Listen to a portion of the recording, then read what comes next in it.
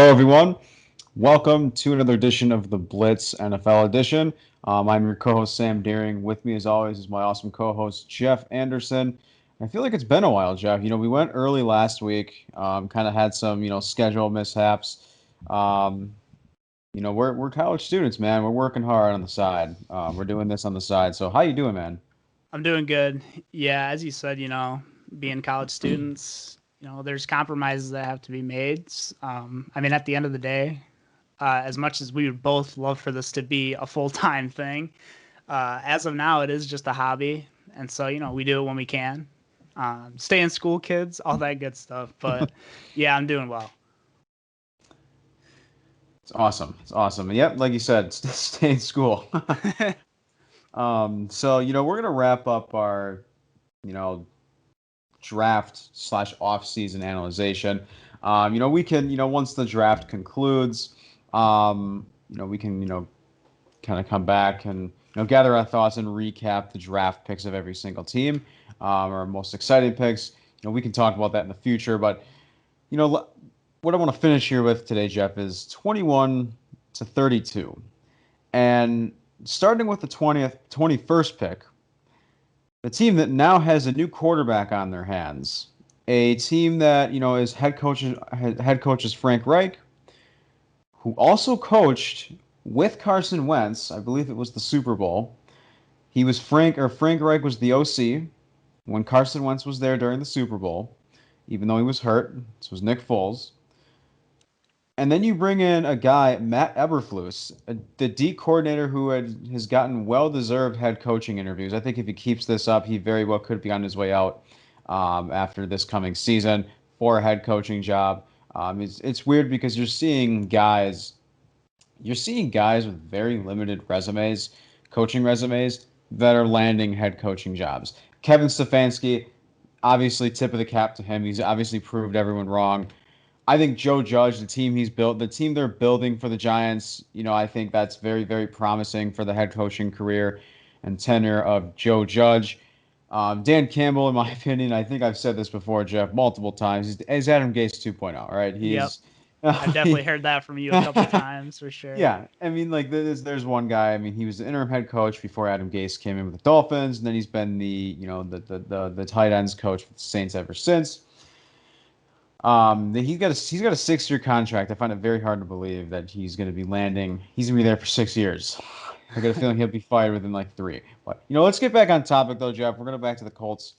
I bring up Frank Reich is because the big acquisition they made was trading for Carson Wentz. They lost Philip Rivers to retirement, and they gained Carson Wentz. This team has quite a few glaring needs. And like really, if you look at this division, I really think it's the Colts division to lose now because the Titans last season had an awful defense. The Jags are building for the future, but I think if the Jags play their cards right with a ton of draft capital, a ton of cap space, I think they have the most cap space in the NFL right now. They could be competitive in the next 2 seasons, I would argue. They could compete for a wild card spot, especially with the expanded playoff now that we're seeing. And now they're even. I don't necessarily agree with this part, but they're adding a 17th game of the season. Yep. They just approved that recently, like a week or two ago. Quite a few players, like Alvin Kamara, have um, expressed their concerns and negative opinions on it, and I don't blame them at all. But this team, in my opinion, it's their division to lose. And Houston's a dumpster fire. We don't need to talk about them, but if I had to pick, 3 main areas that this team that needs, I would say an upgrade slash improvements on. Number one, I'm absolutely going offensive line. Just because um, they bring in Carson Wentz, and you saw how many times he was just brutally sacked last season. And Carson Wentz is injury prone, and not just last season, like in general. Carson Wentz is probably the one of, if not the most injury prone quarterback. He's the most injury prone starting quarterback, I should say, now in the NFL. And they need to protect him. They have to protect him. And I'm going to go edge as well in the second one, and then building that secondary core at the corners because they brought back Xavier Rhodes on a 1-year deal. I mean, and they they can try to get him back to what he used to be. He's a former All-Pro, but Jeff, what are your thoughts on this Colts team? Where they stand for next season? Any areas, that they could really use some help on? So, as you said, this division is, I would say, theirs to lose. As you said, the Jags, they're still rebuilding. They could potentially make a run at things if, like you said, it goes right.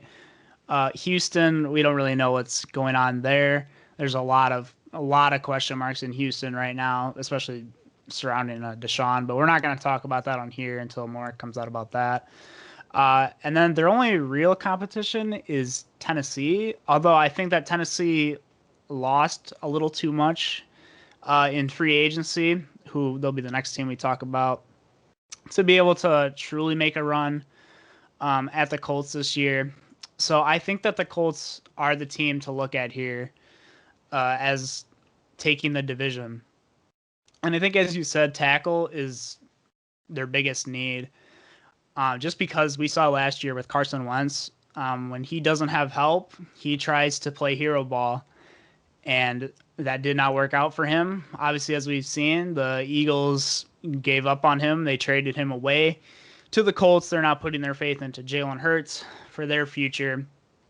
And the big thing with tackle here is the Colts need to take a guy who's not going to get hurt, because last year that was the biggest issue with the Eagles. It kind of has been for a while. They, I think, are the worst team in the NFL in terms of injury woes. They have so many guys who consistently end up hurt for a week or two. And Carson really didn't have a full team around him last year, and obviously that severely hurt him. So I do think tackle is the spot to go. A guy that I could see them taking, depending on how the tackles come out, is Dylan Raduns, just because I do think a lot of these tackles, such as like Tevin Jenkins and guys before him, are going to be gone by this point.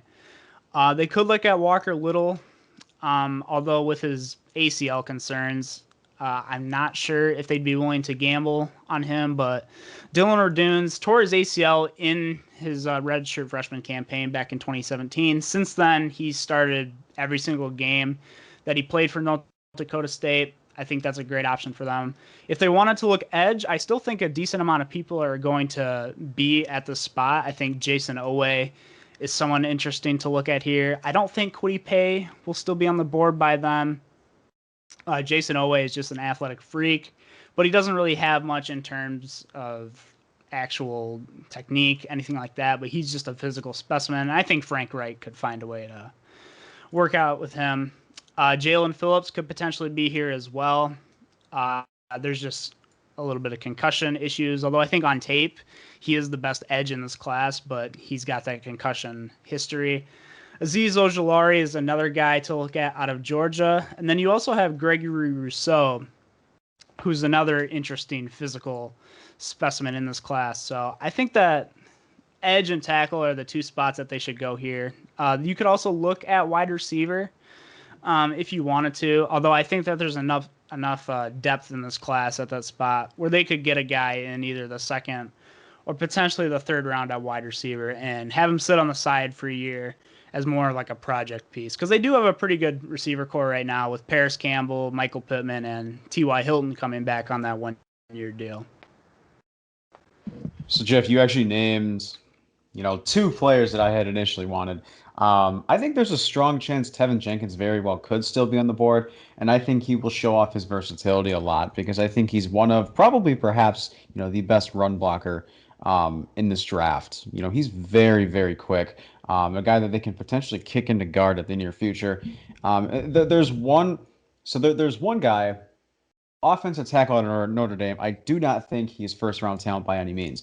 But if any team were to select him in the first round, I think it's going to be the Colts. And I think the Colts will entertain the idea. I really love that you brought up Walker Little. He's my favorite tackle in this draft. But I'm talking about Liam Eichenberg. Liam Eichenberg probably might be one of maybe a top 5 pass blocker in this draft. He is an elite pass blocker, but his problem is his footwork. He's not a run blocker. He's not an all-around tackle. So, the run game is where he'll have to polish up. But I say the Colts for Liam Eichenberg just because basically what we alluded to kind of before of talking about having the offensive line being the primary position. Carson Wentz got sacked a lot. And one thing that we all noticed last year with the Eagles with Carson Wentz is Carson Wentz tried to do too much. And like and I was talking to Darius about this, and what I think is yes, like Greg Ward Jr., Alshon Jeffrey, Travis Fulgham, Jalen Rager, those guys aren't Julio Jones or Devontae Adams or DeAndre Hopkins. They're still somewhat reliable. I think Greg Ward has shown flashes to be a proven reliable wide receiver. Jalen Rager is only on his rookie season, coming into his second year. Travis Fulgham was their best receiver this year. Alshon Jeffrey did not live up to the potential that everyone had hoped for on the Eagles, and he is now a free agent. I really think that Carson Wentz should have accepted the fact that those guys were his wide receivers. And they brought back Boston Scott as well. I believe they brought back Jordan Howard as well. But Eagles, we talked about that last week, so give that a check out. Check that out. We published that late last week. But yeah, Tevin Jenkins I like a lot. Jalen Phillips I like, but I really like that you brought up Gregory Rousseau, especially because if you look at the other side. Grover Stewart has really, really shown out to be very underrated edge rusher in the NFL. And you have DeForest Buckner on one side. So you want a guy like Jalen Phillips, from the opt-out of Gregory Rousseau, has helped him. And it helped his draft stock. Unfortunately, hurt Quincy Roche's draft stock, transfer out of Temple. Transfer out of Temple to Miami. And, if you want two big-bodied, animal edge rushers, I would go Gregory Rousseau with this pick because he's falling. And he's falling because other guys are, really showing out. And you have Jalen Phillips as yours. I personally have Kwity Paye as mine. I don't think Kwity Paye is going to be on the board either. But if they want to wait for an offensive lineman, I think Walker Little – talent-wise, I think he could go anywhere in the second, but I think he'll fluctuate anywhere in the day 2 range.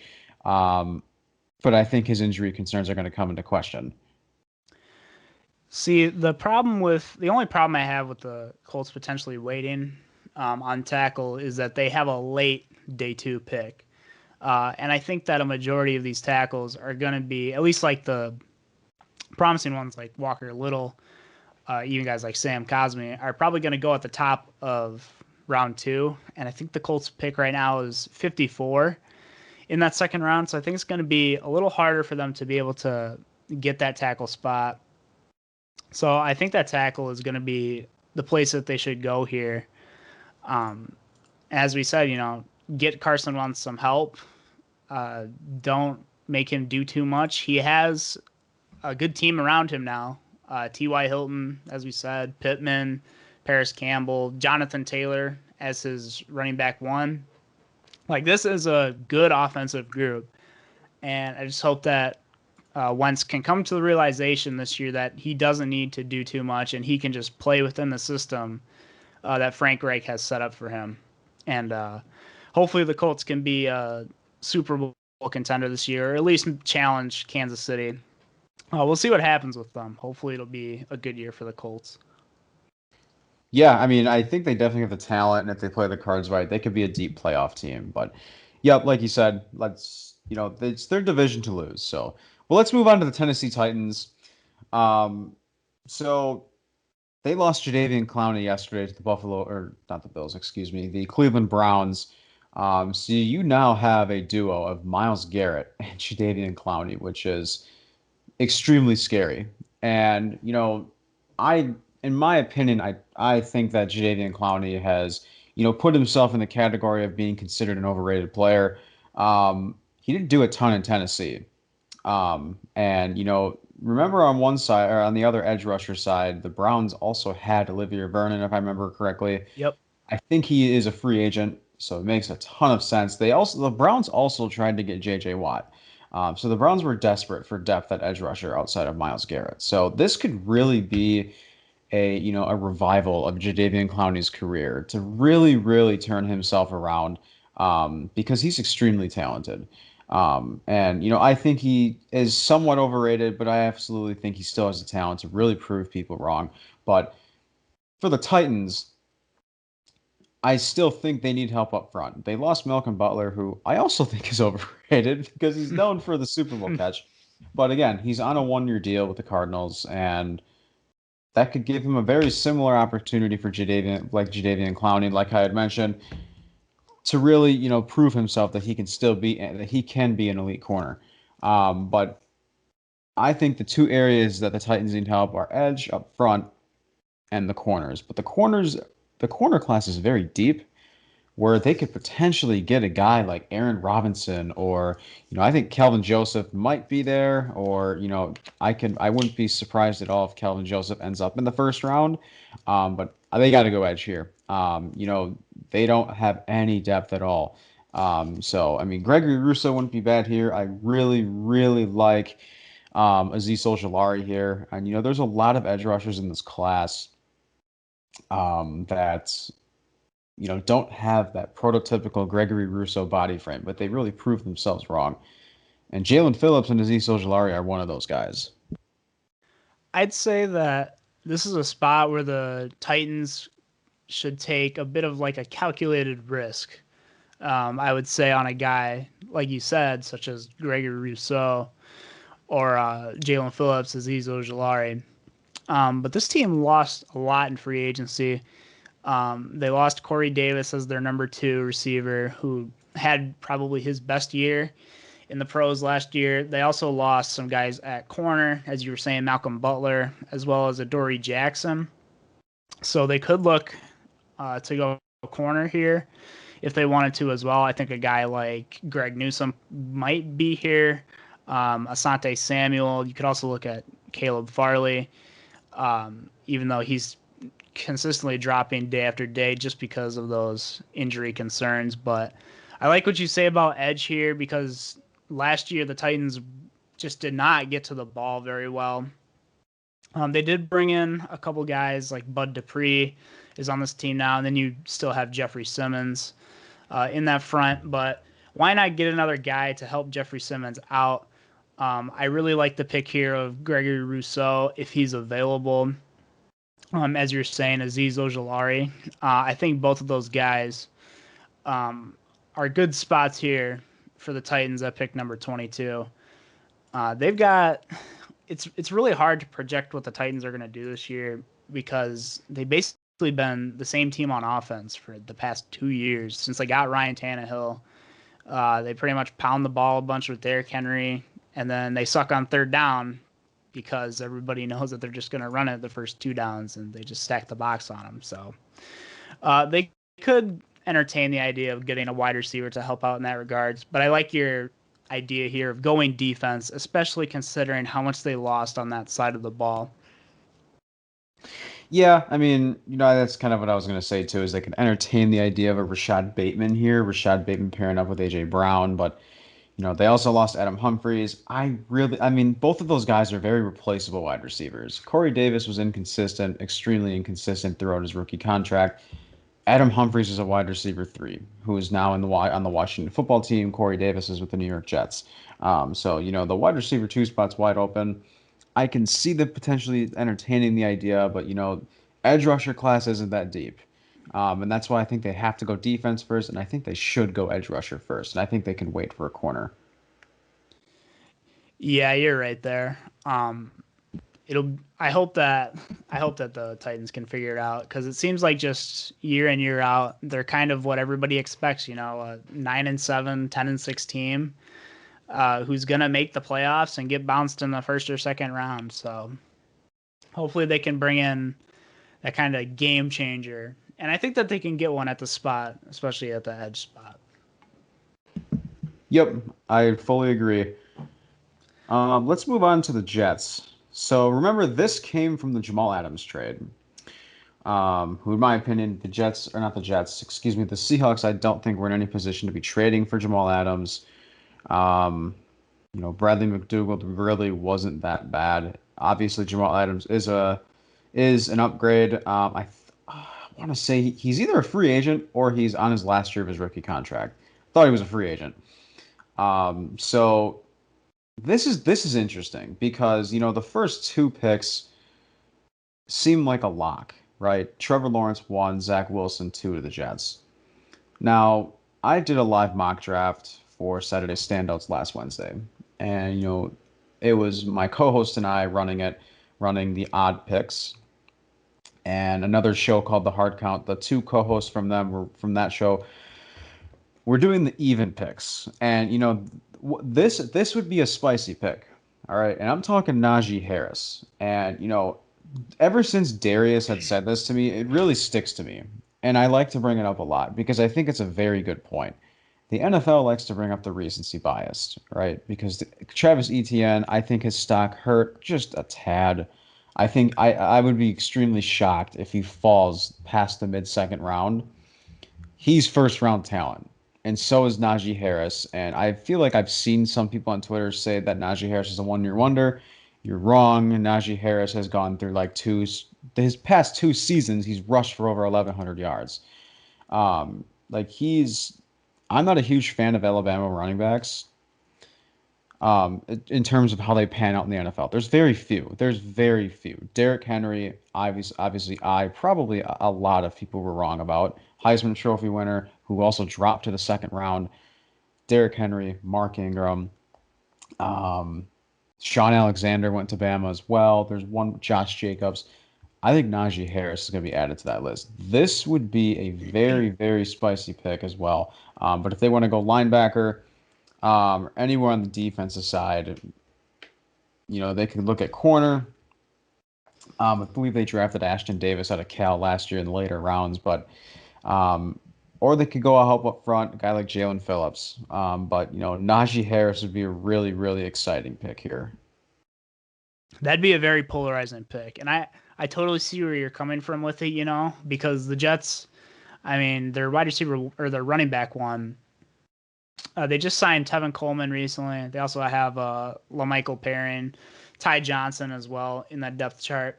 So it's not the greatest running back room in the world, but I think Najee Harris would be a slam dunk here, especially getting Mike LaFleur. They're going to be running that Shanahan system. So I do think that Najee Harris would be an interesting pick here. However, I think that with Robert Saleh coming in as the head coach of this team, being a defensive-minded guy, I think that they're going to go defense here. And I would agree with that. I think just building on this young, talented defense even more. And I think that the way you do it is you help out Quinnen Williams and you get another guy to help him out. And I think that the Jets can have a little bit of flexibility here with who they want to go, because obviously they're not looking to win, I think, anytime soon. So I think that going with a guy like Jalen Phillips, if he's available, I think would be fine for them because he has that injury history. But do the Jets really care about that? I don't think they do, because right now they're going to win 4 games next year, maybe 5 if they shock the world. So I think a guy like Jalen Phillips, if somehow Gregory Rousseau is still here, I think that would be an excellent pick as well. I think somewhere along the edge or potentially at cornerback, a guy like Newsome or Asante Samuel, maybe even Caleb Farley, they could potentially pick here. But I think going defense for them with Robert Saleh coming in as the head coach, I really think that he's going to work wonders with whoever he takes at the spot, whoever Joe Douglas decides to take at the spot. Yeah, I mean, it's interesting because, their second pick, they could really go places, or they could really, approach it in various ways. And I also feel like this is another area where if Darnold's gone, which means Zach Wilson's basically a lock at number 2, where people might entertain offers to trade up and have the Jets potentially trade out of this pick for more draft capital. Potentially like more in the later round, like more in day 2. But if Najee would be a fun pick. I think he'll end up going before Etienne. However, You know how big a fan I am of ETN. I think he's the best running back in the draft. But if you want to talk recency bias, Najee was the best running back in the country. But yeah, let's move on to the Steelers. This is another pick where I think could potentially be a Najee Harris or even a Travis Etienne, but I don't see them taking a running back early. James Conner went to the Cardinals. I'm not a huge fan of that. He's on a 1-year deal. So it's James Conner, Chase Edmonds. But, Big Ben's got a year left. And, I think this team potentially could be looking for a quarterback. I don't see anything can happen. We saw the Chiefs trade up from 27 to 10 with the Rams. Or was it the Rams? 27 to 10 to get Mahomes. And we all know how that went out. The rest is history. Um, but, you know, this team could be looking for a quarterback pretty quick. I have a hard time believing, unless Dwayne Haskins just balls out, that they're going to groom Dwayne Haskins. He's got the talent to do so. We haven't seen any of it. We haven't seen that potential. But this could be a Najee here. I also like a linebacker. They lost Bud Dupree to the Titans, like you had just mentioned, at the 22nd pick. A true linebacker would be nice here. Like a guy like Zayvon Collins, who sits at what? He's in the 270s in his 40. I want to say it was 4.7 range, which not elite speed, but that's very quick for a guy as big as Zayvon Collins. Um, I also like edge here, but I also like offensive tackle. And this is a guy out of Michigan. He's only 20, and he might have limited tape, like limited elite tape, I should say, but um, I shouldn't say elite tape, limited experience. But I think what people like about him is his upside. I have him as my fourth best tackle in the draft, right in front of Sam Cosmi, which is who's at 5. If you draft Jalen Mayfield with the 24th pick, you don't have to start him right away. He could be a grooming guy for your franchise cornerstone tackle. I really like this pick, but this is a team that could go several ways. They could shock and go Najee, but I don't think they're in a position where they have to do that. But yeah, I've seen Najee mocked here a lot.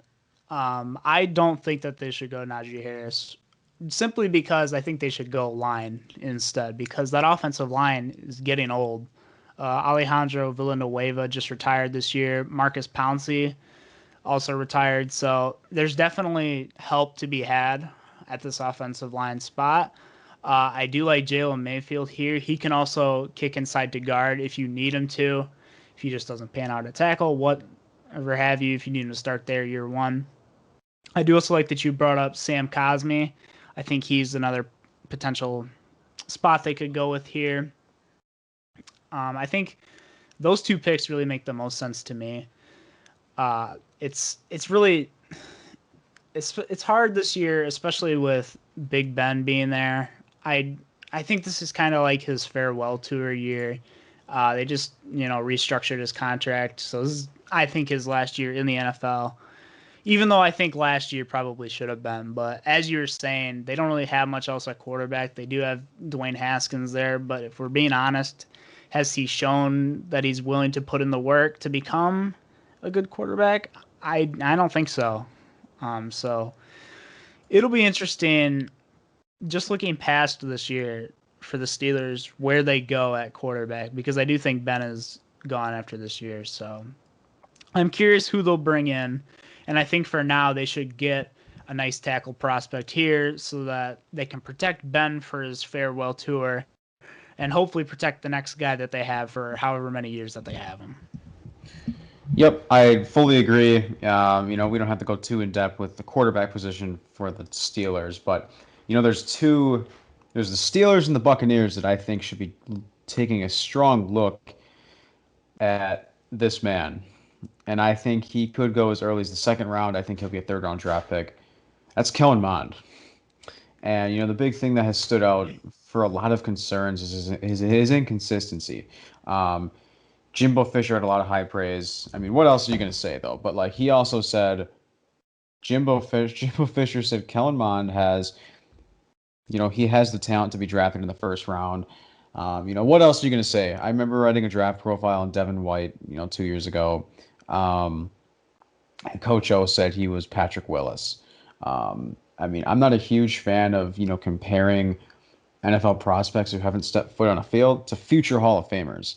I'm not going to say DK Metcalf to Calvin Johnson's blasphemous. I personally like AJ Brown better, but um, yeah, I'm just not a huge fan of that. But yeah, I mean, I think Kellen Mond has the talent to be a starting quarterback in the NFL in the future. I think he would be not a perfect one for the Steelers.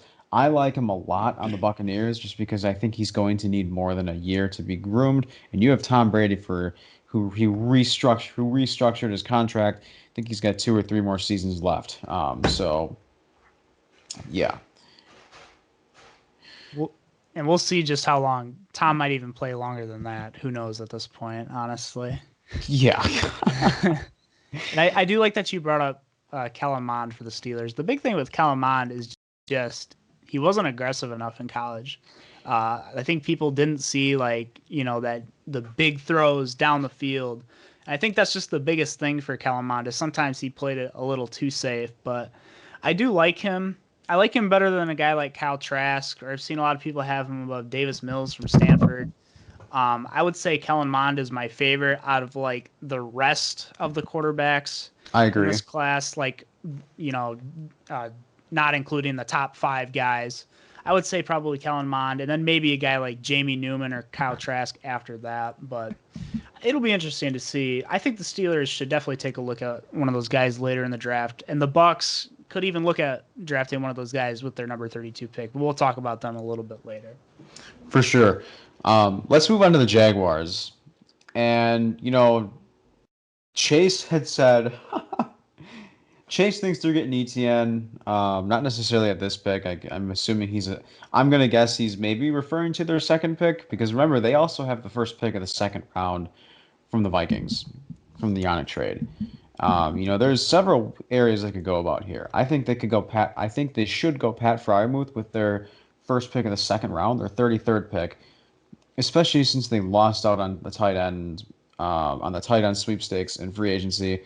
Who I thought they should have went out and grabbed Hunter Henry. They should have went out and grabbed Jonnu Smith, or at least signed one of those guys, and they lost out on both of them, who are now on the Patriots, which is not good for fantasy. But I think they should go Pat Fryermuth with the 33rd pick. 25th pick, though, you have Trevor Lawrence, your QB of the future. I think they need to protect their quarterback.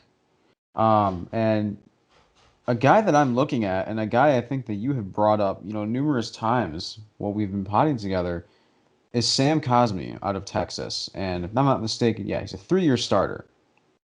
He's screamed consistency. I have seen, very indifferent reports and opinions on Cosmi. Mel Kiper Jr. had said Cosmi could also be a guy that could potentially stay back a year and really, really prove himself. I believe it was either Kiper or McShay. One of the two said it. I was listening to a podcast a few months ago on him. And, this is another guy like Jalen Mayfield that has an insane upside that every team, I think several teams are going to fall in love with. And, I think he'll fluctuate throughout the first round. He's been, a top 15, top 20 pick throughout the season. And now he's falling into this 20 range. This guy plays with a lot of upper body strength. And I think where he excels, which will help the Jags immensely, is in pass protection. Yeah, I like the Sam Cosmi pick here.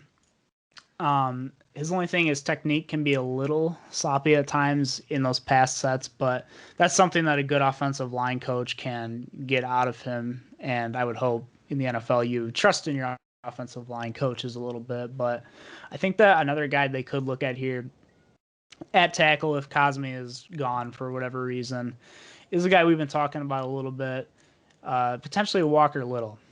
This might be a little high for him just because of those injury concerns, but I think that getting a guy who at one point in time was touted as, a top prospect in this class before that ACL injury happened. I think that this is a good landing spot for him. And because of that opt out in 2020, he doesn't have a lot of tread on the tires, which is good for a young, growing core, especially with a guy like Trevor Lawrence. But I can also see how you'd want a guy more like Sam Cosmi, who, played, I think, as you said, the full 3 years at Texas, has a lot of experience under his belt going against those Big 12 rushers. So I like both of those picks here. You could get, a little bit riskier taking a guy like Walker Little or Jalen Mayfield and hope that the upside is worth it. Or I guess I don't want to say like settle, but you could settle for a guy like Sam Cosmi, who you're going to get really good production out of, but maybe the upside isn't quite as high as a Little or a Jalen Mayfield at this spot. Yeah, and I think if they want to go defense, I think they could build off their linebacker core, like going Zaven Collins, a guy like Nick Bolton. They also need a safety. They signed Shaquille Griffin, and they also brought in Rayshawn Jenkins from LA. I believe it was the Rams or this. I can't remember where he was from, but and I believe they still have Josh Jones, unless he's a free agent. But they could really, really, and like this is one of these guys where if he goes in the first round, I won't be shocked at all. Trayvon Moehrig out of TCU. Yeah, that's another spot they could look at for sure is safety. Although I do think that their needs at tight end and tackle kind of trump that a little bit. It wouldn't shock me if they take Merrick, especially because of the value here. I think this is a perfect spot for him to go. Although I do see him slipping a little bit more into the second round or so. But I do like the Merrick pick here as well. So let's go on to, we're kind of zooming through this. I like it. Let's go on to the 26th pick, the Cleveland Browns. Like I had just mentioned before, we had brought up the Browns signed yesterday Jadeveon Clowney to a 1-year deal. They also brought in Malik Jackson, Takk McKinley, Troy Hill, Anthony Walker, and safety John Johnson. They still need, I would almost say, a linebacker. You could also, really entertain the idea of Caleb Farley because now I think because of his back injury, he's going to fluctuate throughout the first round. And I feel like I've seen him, outside of the first round. This could also be another Trayvon Moehrig back, or Trayvon Moehrig pick. Grant Delpit was sidelined for his rookie season due to an ACL injury. And I think it also really depends what happens with. I don't think anything will happen from now until the draft, but what happens with OBJ come week 1? Will he be traded? Will he be traded during the draft? Because we've seen guys like that, like Trent Williams, Josh Rosen, get traded during the draft. So if they can entertain the idea of a Rashad Bateman going here, this is an insane reach. You had mentioned Walker Little, a little bit of a reach. Amon-Ra St. Brown, I don't think he'll be there. I think he'll be in the second to third round range. I think he might even fall to the third, but I think they can entertain the idea of a receiver if they really want to think about the future of that wide receiver core. They could. I do last year was kind of a sneak peek of this team without Odell. I'm not sure if that was more so just because Baker was getting into the rhythm of things with the offense more, or if it was just because he didn't keep trying to throw the ball to Odell and kind of getting him those touches that we typically see with, an alpha receiver like OBJ who, wants his touches. And we've seen OBJ can be a little bit of a drama queen at times, but I think that, for now, I think they'll be okay at wide receiver. We saw some decent stuff from Donovan Peoples-Jones last year, Rashard Higgins. Those guys filled in pretty well at those spots. I do think that defense, I think they should still go that slot here. I like that you mentioned Zaven Collins. I think he's a good fit for them. They could also go defensive interior if a guy like Christian Barmore slips down to the spot, which I could very well see happening. Because as you said, they did sign Jadeveon Clowney yesterday, so you've got Myles Garrett on one side, Jadeveon Clowney on the other. Get them some help in the middle with Christian Barmore there, but I think whatever spot they do decide to go here, it should be on the defensive side of the ball, and specifically looking up at the front seven part of things with the guys such as Zaven Collins, Nick Bolton, Christian Barmore, even an edge if for whatever reason Jadeveon Clowney they're just not very confident in. A guy such as Gregory Rousseau, if he's still here, Azeez Ojulari, both of those guys' names coming up a lot around the spot. So they could look to either of those spots. And even in the second round, they could also look at getting a later edge if they really wanted to. Yeah, and like, another guy like that you had mentioned later, edge rushers, a guy like Quincy Roche, who I don't think will be drafted within the first 3 rounds. I think he'll end up falling in the 4th to 5th round range. There's another guy. I don't remember if I had mentioned this guy before. Um, the problem with him is he just struggles to stay healthy, and that's Joshua Kando out of Florida State. He is a monster. He is a mountain of a man. He's 6'7", 265, and I think his build and his athleticism and his body frame, he's just not very polished at all. But I think his build is going to make it hard for a lot of teams to pass up on like the 6th, 7th round range. So I mean, I can totally see the Browns drafting an edge rusher because they still need an edge rusher for depth. And I'm looking at a guy like Quincy Roche as well as a day 3 pick. Yeah, it seems like the best option for them. Pretty much just their strategy, I think, in this draft should be defense, defense, defense. Just kind of pound it home. They have one of the best offenses in the NFL, I think, even frankly without OBJ there. I think they still have a pretty good team in that regard. Nick Chubb, Kareem Hunt, Austin Hooper. That is a really good team there. And having Jarvis Landry as your wide receiver one isn't a bad thing. And then you throw OBJ into that mix. So I think they're fine on the offensive side of the ball. Just keep on pounding home defense in this draft, pretty much for the Browns.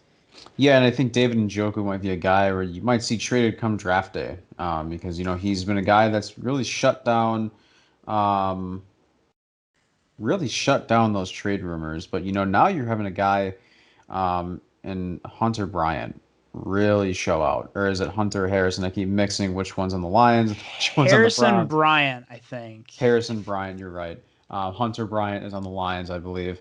But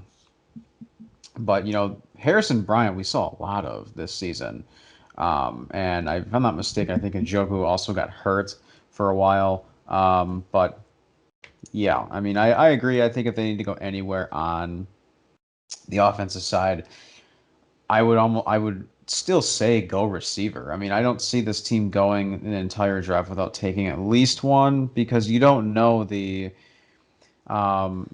future of OBJ. Like if he'll be on this roster come week 1. But yeah, that'll be an interesting one to look at. Let's go on to the Ravens. And this is probably one of my favorite fits for Trayvon Moehrig. If you're looking at a safety, this is interesting because I have a feeling I know what you're going to guess is this team needs to go receiver. And I think they absolutely do. But I also think it's going to depend on who's on the board. Because if you have like all these top guys off the board, I don't think they're going to even risk reaching for a wide receiver. If they have Rashad Bateman on the board, who I think is a strong chance he will be, they're going to entertain the idea of him on the board. Even Rondale Moore, who I don't think I don't see Rondale Moore getting drafted in the first round. It won't surprise me if he is, but it wouldn't shock me at all if he falls to the second round. But this team needs a safety. I love Trayvon Moehrig here. They also need an edge. They lost Yannick Ngakoue to the Raiders. I love Azeez Ojulari here as well. As you guessed, I think they should go wide receiver here. They did sign Sammy Watkins in the offseason. So you have him, obviously Hollywood Brown, is your number one right now. So you have Hollywood Brown as your deep threat guy, Sammy Watkins as well on the outside. So getting a guy like Rashad Bateman to play in the slot there, that's like a match made in heaven for them. I've seen this pick mocked a bunch of times. I think it makes perfect sense if Rashad Bateman is there. If he's not, I could see Rondell Moore coming here as well for another sort of underneath slot type of guy.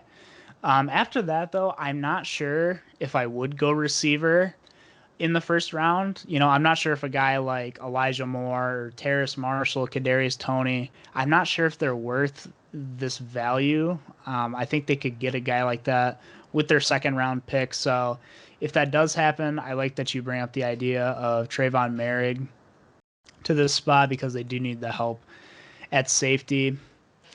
They could also look potentially at corner just because they're getting a little bit older there with Marlon Humphrey and Marcus Peters, although I think those two guys are perfectly fine right now. But you could potentially take a guy like Caleb Farley or Asante Samuel, who's got a little bit more of injury concerns for Caleb Farley, but you're letting him sit just more as a depth piece for a year. But as I said before, Rashad Bateman, to me, this is kind of the obvious choice for them to go at this spot. Yeah, I think Rashad Bateman absolutely is the obvious choice, and I think Rashad Bateman can immediately come in and compete for the number one spot because I don't think Marquise Brown has lived up to his first round potential yet. He's an undersized receiver, which doesn't necessarily mean a ton, but we've seen concerns of it because of him. And he's also expressed frustration of Lamar Jackson as quarterback, but that's not the issue.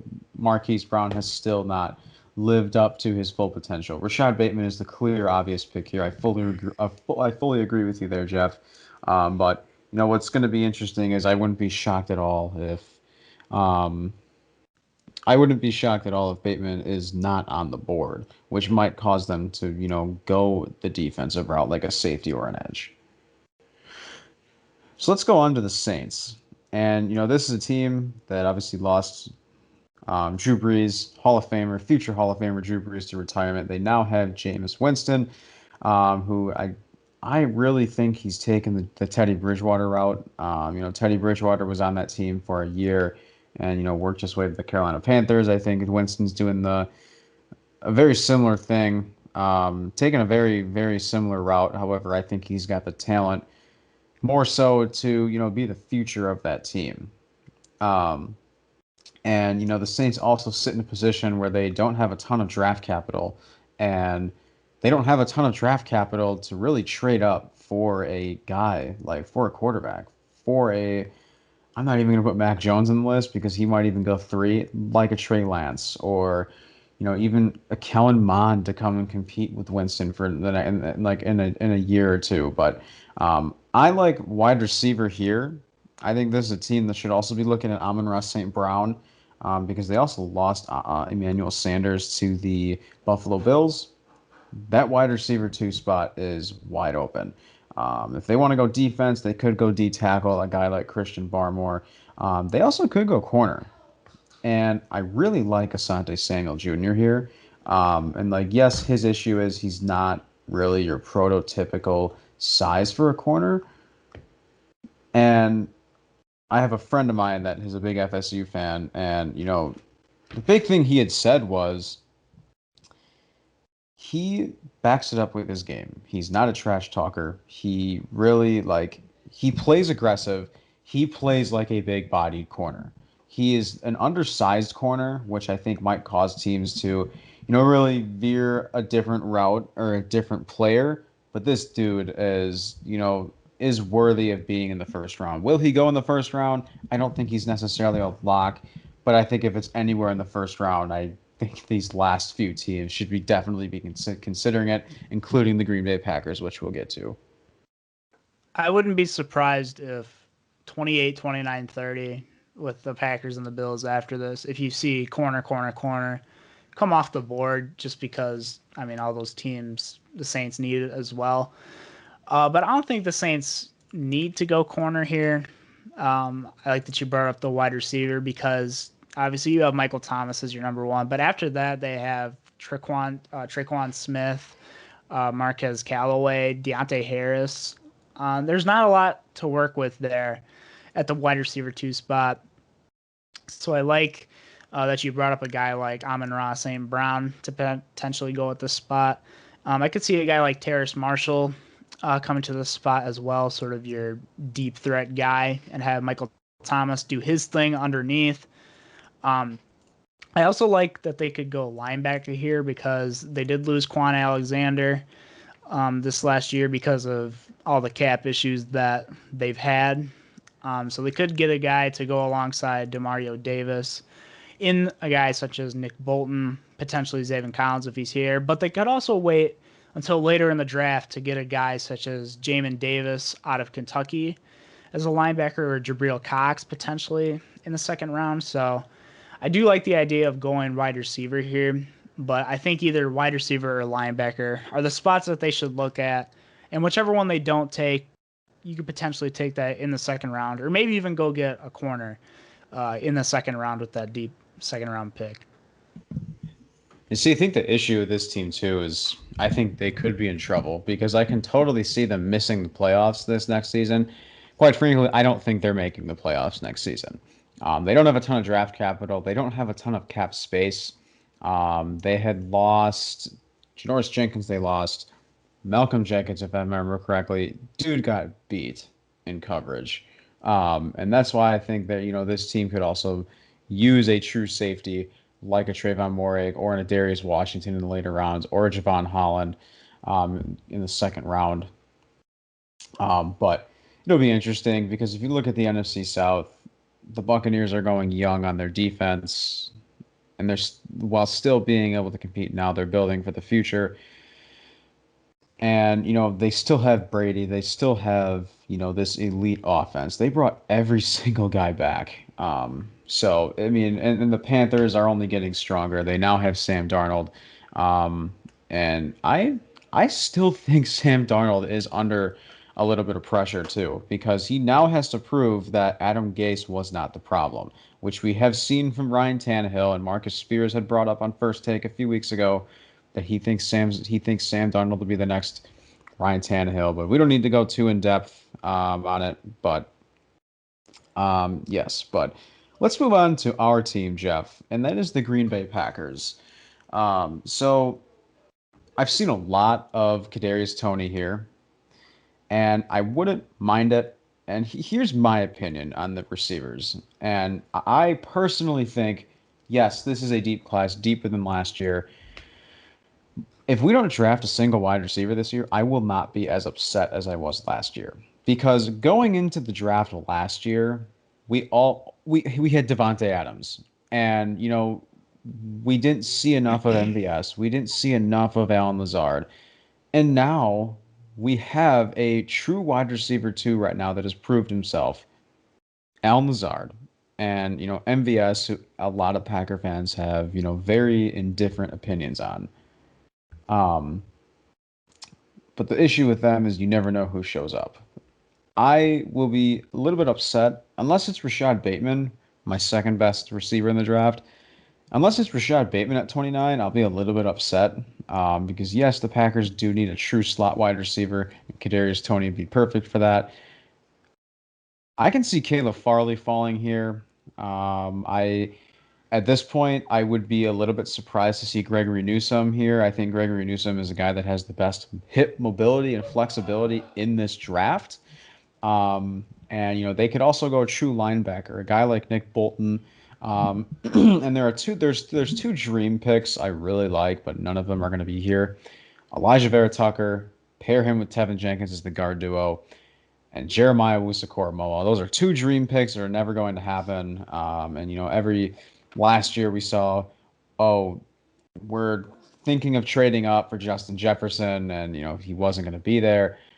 I don't see them trading up. If I had to trade up for any guy in this draft that'll fluctuate, obviously guys not counting a Penei Sewell, I would absolutely entertain the idea of a Jeremiah Wusu-Koramoah. Especially as long as we still have Aaron Rodgers. We lost Christian Kirksey to the Houston Texans, who also signed Lane Taylor today.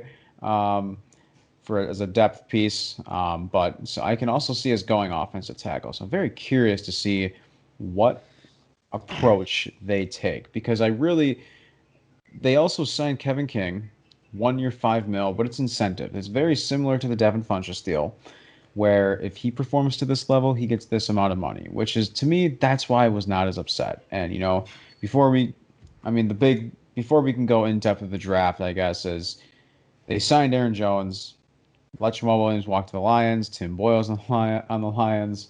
They also let Corey Linsley. uh, yes, thank you. Corey Linsley walked to the Chargers, who now has two of our former starting five offensive linemen with Brian Balaga. But Jeff, what are your thoughts on the Packers offseason thus far, and how do you see them approaching this 29th pick to start the draft?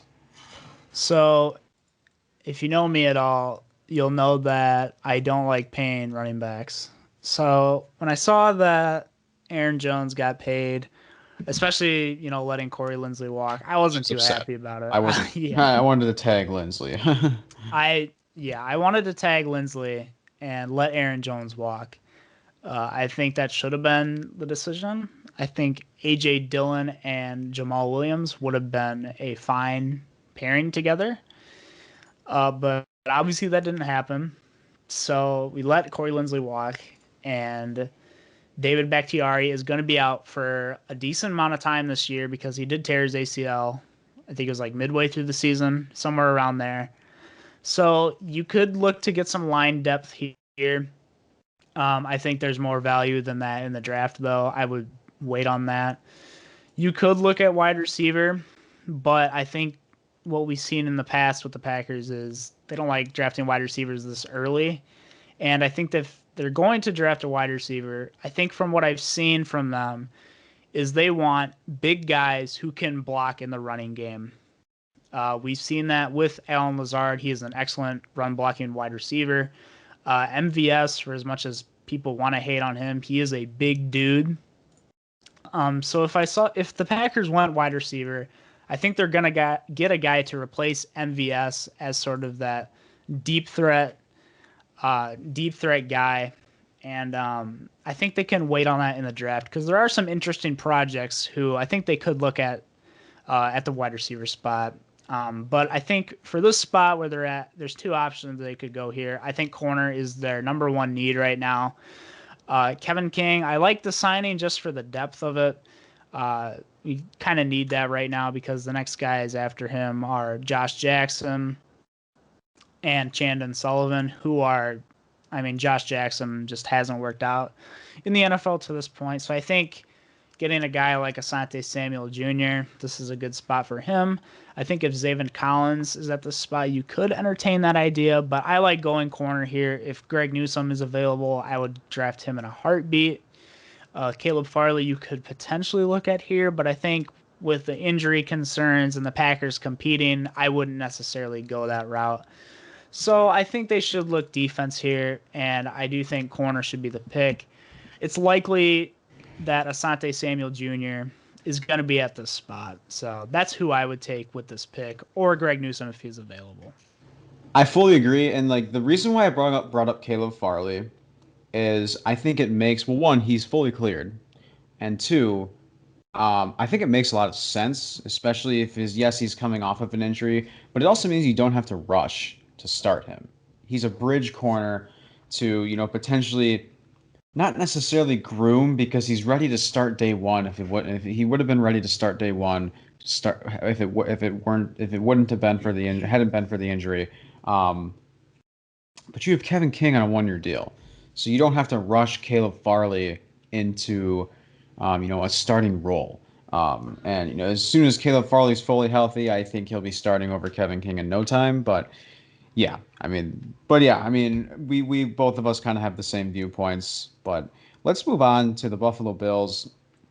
I've seen a lot of Travis Etienne here, which to me it really doesn't make a ton of sense.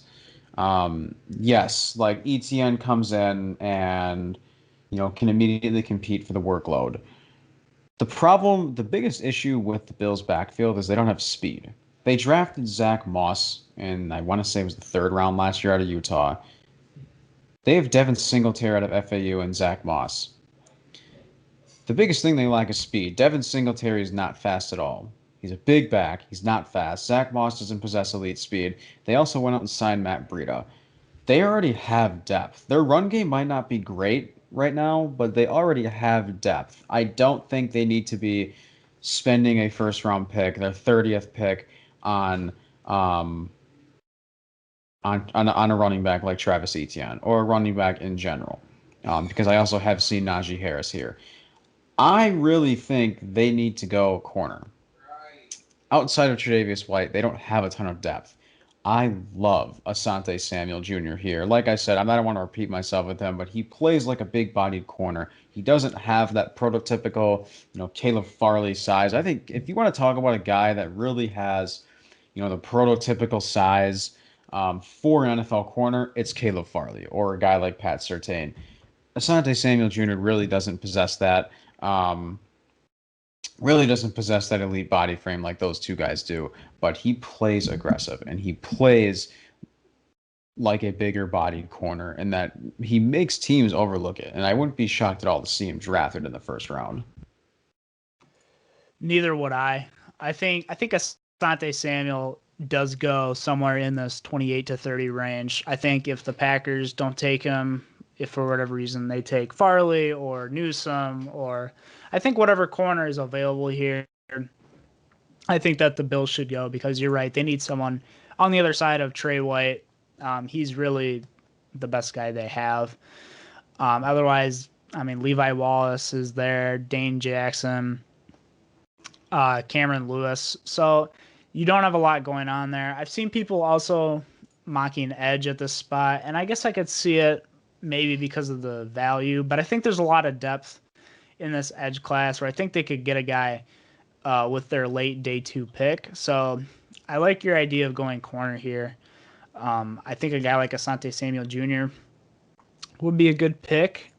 That's just if they can get him, though, because the big thing is, how many of these guys are going to be gone before the spot for the Bills. And I think after Asante Samuel, maybe Javon Holland, I think it drops off a little bit where you can wait until like the 3rd round or the end of the 2nd round, I think, to draft one of these corners, where they could also look at guys, like Eric Stokes, Kelvin Joseph, Aaron Robinson out of UCF. So they have options here. If they wanted to, sort of shore up their pass rush, I could see them going with a guy like maybe Ronnie Perkins. The value might not quite be there, but he's a guy they could look at. Carlos Basham, Azeez Ojulari. These are all names that you could potentially see. Joseph Asai. These are all guys you could see going at this spot to the Bills, or potentially even with their late day 2 pick. Yeah, I mean, I don't know if I would say like the edge class is overly deep. I think it's talented, but I also think at the same time it's going to be gone quick. And, we could see up to 4 or 5 edge rushers taken in the first round. Um, Gregory Rousseau, Jalen Phillips, Azeez Ojulari, potentially Jason Owe. I don't see Jason Owe being drafted in the first round. Kwity Paye. I've seen, I think the problem with Owe is Jason Owe doesn't have those, wowing stats like some of those other guys do. But I think a lot of people love him because of his upside. And another guy from Penn State, and Shaka Toney, who I think will be, an early day 3 pick, 4th to 5th round range, extremely underrated. And I think he'll turn into a sleeper pick. So that's an area. That's a guy that they could look at potentially in the later rounds, as well as Quincy Roche that we've looked at. But, I think, Jeff and I think we both kind of agreed on corner, I think, should be their first concern, first need. They also re-signed their star linebacker. I want to say it was a 2 or 3 year deal. I don't have the contract off the top of my head, but yeah. So let's go on to the Kansas City Chiefs. They cut Eric Fisher. They cut Mitchell Schwartz. And the Super Bowl really, really showed how much offensive line, like how much they needed desperately an offensive lineman. They went out and signed Joe Thuney. I believe they went out and signed someone else this offseason. I cannot remember who it was. They lost Sammy Watkins to the Ravens. I love a slot wide receiver here. Because to me, I mean, I don't really think McCole Hardman has. Can McCole Hardman be a wide receiver too? Sure, yes, absolutely. But has he proven it? I don't. I really don't think he has yet. I think he still can. I love Kadarius Toney here. Andy Reid loves speed. Kadarius Toney's a playmaker, and I was looking at like pro comparisons by Joe Brandt earlier today. Kadarius Toney to Percy Harvin, a guy like a slot wide receiver, Percy Harvin, former Minnesota Viking, former New York Jet, a guy that was a star on his respective team, and also a special teams playmaker. And I think that's where Kadarius Toney can come in. Um, but yeah, This team, as much as I would love to see them draft a wide receiver at this spot, I think that they have to go tackle here. As we both, or as you mentioned, they lost Mitchell Schwartz. They also lost Eric Fisher. The Mitchell Schwartz cut was a little surprising to me. The Eric Fisher one made sense, but anyway, I think the other guy was Kyle Long. I think came out of retirement, so he's at the other guy at the guard spot. So they've got the guard yes, thank figured you. out That's what it was. figured out for now. So they've got Joe Thuney, as you'd said, and then Kyle Long as your guard spots. So this could be a spot where you look at a guy like Dylan Radunes. They just need someone who has a lot of a lot of snaps, pretty much. I would say for the Chiefs. They're definitely not in a mode where they want to be coaching guys while they're out there playing. You need somebody who's played a lot of snaps, who's got a lot of experience, and Dylan Radunes fills that need for them. If they were going to go wide receiver here, I think another guy that I've seen a lot of people talk about is Elijah Moore, another just speed demon in the slot. He would be a dream pick for them. As you'd said, they love their speed. That's been apparent over the past, with Tyreek Hill and Demarcus Robinson, Mecole Hardman, Byron Pringle as well. So, as much as I would love to see that pick, I do think tackle is the spot that they have to go here, unfortunately. Yeah, I fully agree. And yeah, I forgot it was Kyle Long. I couldn't remember who it was, but um, yeah, I don't mind the Dylan Radunes pick. I don't. I'd like the Walker Little, but at the same time, like the Chiefs line have also dealt with injury concerns, and I think that's where they're going to see. I think that's where teams like Chiefs, like players like Walker Little, are going to come into play like that. They could also look at guys in the later rounds. Um, a guy like a you very much expressed reliability, and that's Jackson Carman out of Clemson. He has, he's played in 40 career games, played in over 1,900 snaps as a Clemson Tiger. So he's reliable, and he also plays. He's physical, and he also I feel like definitely where he excels is in the run blocking, and this could also be a potential sleeper tackle, who I've very well seen fluctuate throughout the third to fifth round range. Yeah, and that's another thing too is that the Chiefs are going to need a guy who is going to be able because they run a lot of screenplays, a lot of this like RPO stuff. So they're definitely going to need a guy who is willing to get out and move around a lot, especially on those screenplays. So hopefully the Chiefs can. I mean, they will bounce back next year. They have Pat Mahomes. As long as you have him on the roster, like Right. you'll be fine. So I think the Chiefs are good. They just need a couple pieces here and there, and they're back to the Super Bowl. So Yeah. No kid. Yeah. I mean, there's still the team to beat in the AFC. So, so let's go on to our last team, our 2021 Super Bowl champions, um, the Tampa Bay Buccaneers. And like we had mentioned before, Jeff, they had brought every single team. They brought every single player back. Um, I I'm sorry, that's my roommate. um, I also love a D tackle here. I got it, Christian Barmore. However, I'm to the point where I almost like Levi Uzurike better here. Because think of who's also playing with the Buccaneers right now, and that's Vita Vea, former Washington native. Levi Wuzurike, a guy who opted out, also coming from Washington. And Ndamukong Suh's not getting any younger. Yes, they brought him back, but Levi Wuzurike can come in, be that rotational guy for a year, and be that former Husky duo, now Buccaneer duo with Vita Vea. Totally. I really like when I saw them tag Godwin, I was like, why did they do that? Like they're not going to be able to bring back Same. uh they're not going to be able to bring back Shaq Barrett. They have all these guys like going out to free agency. And then all of them decide they want to take discounts and come back to play with Tom Brady. So I mean, this team is literally the exact same team as they were last year, if not better, because they have guys coming back. They're going to be scary. They are definitely the team to beat in the NFC at the start of the season. As you had said, Wuzurike would be a really good pick here. They could also get someone opposite of Antoine Winfield as well. So a guy such as Trayvon Merrick, potentially later in the draft are Darius Washington, Jamar Johnson. Even they could look at. But I like the pick here of Wuzurike, pairing him up with a guy you said, Vita Vea, Husky native. So it'll be interesting to see what they do with this pick. You could also potentially see them take a quarterback at this spot. I don't think they should. I think with Tom Brady there, they have more pressing needs. But if they really want to get that 5-year rookie contract, they could look at quarterbacks here. I think a guy like Kellen Mond would fit really well here. Even if you wait, with that second round pick at the end of there, you could potentially Mond might be there, might not, who knows.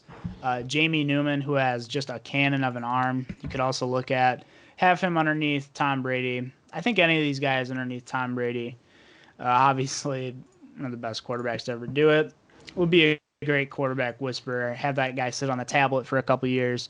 But I do agree with the pick of going defensive tackle here, picking a Wuzurike. So the thing too is, I'm glad you brought up the quarterback. Like I'd mentioned, I love Kellen Mond here. But if you look at the roster, like you said, Jeff, they have the same team basically, if not better than last year. The Buccaneers could also sit in a position where they could potentially trade out of this pick because the draft capital they have in the second round, they might not have Kellen Mond available. So why not trade out of this pick and build for the future while still being able to compete right now? And I think these last 2 to 3 picks in the first round, you're going to be getting some calls, and I think you might see some teams take longer than usual to pick, and you might see some trades in the late first round of teams trading up or back into the Especially, first round. yeah, especially with the Bucks because I mean their roster is loaded. They don't necessarily like anyone they take here. I think they could get later in the second, so Right. they could definitely trade out of the spot unless for some reason like Barmore is still available or something crazy like that. Like Uh-huh. unless somebody like glaring is there who just completely slipped out of the first round, I do think this is a good spot for a team potentially to trade up. So it'll be interesting to see how they go about that. I mean, the Bucks just they have such a stacked roster. Like they literally don't need any more help anywhere. But I mean, at this point, I think they're just building for depth and then figuring out their quarterback situation. So yeah, pretty much. And as I'd said before, with for the future. Tom playing how he is, like who Yep. knows how long he'll play for. I mean, if you give Tom Brady the protection like this, because okay, the Buccaneers have never had this elite protection. Like coming into this season, I remember talking to Darius, and oh, they're not contending. Obviously, yes, I would like to apologize. I would like to say that I was wrong. All right, like so serious. We were saying who is better, the Buccaneers? Who had the better offseason, the Buccaneers or the Patriots? If you want to talk draft, absolutely 100% the Buccaneers. Darius and I were both on the same side of the Patriots, um, but yeah, I mean, at this point, this team is just building for depth. But Jeff, that is all I have. Is there anything else you'd like to add? Nothing much. Although I will say, speaking of mock drafts, coming up in the near future, the Blitz, we will be doing a live mock draft here. We'll be doing rounds 1 and 2 separately. Not sure on the number of people yet, but we're getting that all figured out. So we'll have that ready for you probably a week before the draft or so. So stay on the lookout for that. That'll be live on the YouTube channel, probably on Twitter as well. So if you don't know, we do have a YouTube channel. So youtube.com, search up The Blitz, and you'll find us there. So be on the lookout for that. Yep, like Jeff said, we're going to be doing, 1, potentially 2 rounds, depending on how our first round goes. But live mock drafts. I did this last week. It was so much fun. So I'm really excited for it. I want to give we'll do it again. But Jeff has done a lot of hard work on the panel, creating the panel, and creating what the banner and what the panel is going to look like. So you guys will be able to see it on Monday. I know Jeff does great work there. Shout out to Jeff for making the graphic as well. So thank you for that, Jeff. Oh, you make me blush. You're too kind. But yeah, I mean, like Jeff said, give us a follow on all our platforms, the Blitz YouTube page as well. And I'm going to shout this out as well. We're hoping to do some more interviews, but Jeff and I had the opportunity to talk to Isaiah Loudermilk. Wish nothing but the best for him. Former Wisconsin Badger defensive tackle.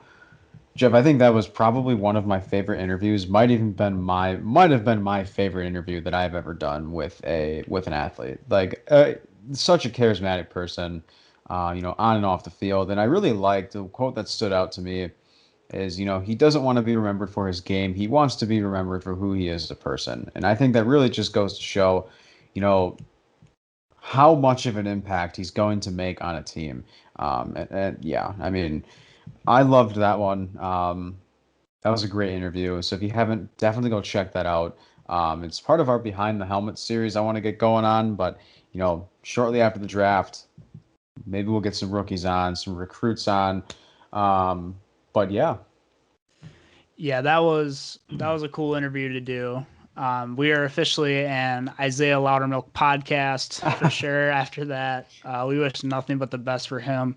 Hope he gets drafted. Any team who does draft him, who's listening right now, probably not. But you're going to be getting a guy with some really high character who's going to work his ass off, and all that good stuff. So any team out there listening, definitely give Isaiah Loudermilk a look at in this draft.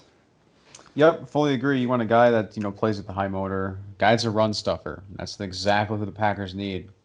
Take him in the 6th, 7th round, absolutely. But I don't want to go too in depth with that. I want to give the people the chance to listen to that if they haven't as well. But give us a follow on our social media platforms. And with that being said, I am Sam Daring with my co-host Jeff Anderson. We are signing off, and we will see you next week.